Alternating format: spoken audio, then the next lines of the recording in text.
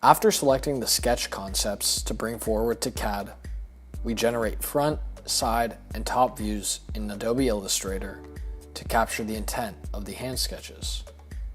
This is an easy way to build up volume and to quickly get ideas from paper to a 3D model, as Illustrator files are more dimensionally accurate than hand sketches. These files are then imported into a 3D modeling package, in this case SOLIDWORKS, to be used as guides for the 3D surface development. When creating early stage 3D models, it's important to capture the overall feel of the sketched concept in a way that will effectively be communicated to the client. Effort is emphasized on the overall form, but key details that are different concepts are also highlighted. At this stage, proportion is generally more critical than size, as exact fitment can be detailed later. After editing the geometry of the models, colors are assigned in SOLIDWORKS, making it easier for rendering. Once the concept is modeled in 3D, it still needs to be rendered to produce the exact look and tone desired by the designers.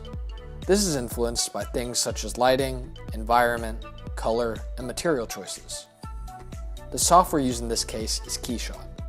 Models are imported, and our designers begin to explore what materials will look good on the specific product, often looking at reference pictures of similar products or the existing product line. Designers can choose from a pre-made list of materials to be applied to the model, or they can create custom materials to get specific textures and colors. At this point, UI elements that aren't efficient to model will be created in Photoshop or Illustrator to create decals for rendering.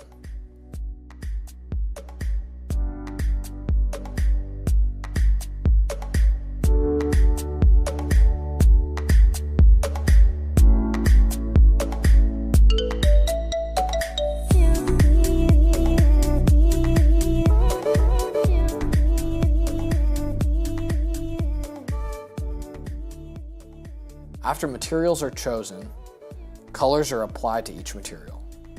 The color and shading of the material can be specified in order to create the intended look of the product. Then an environment image, or HDRI, is applied and lighting is changed to achieve the desired effect.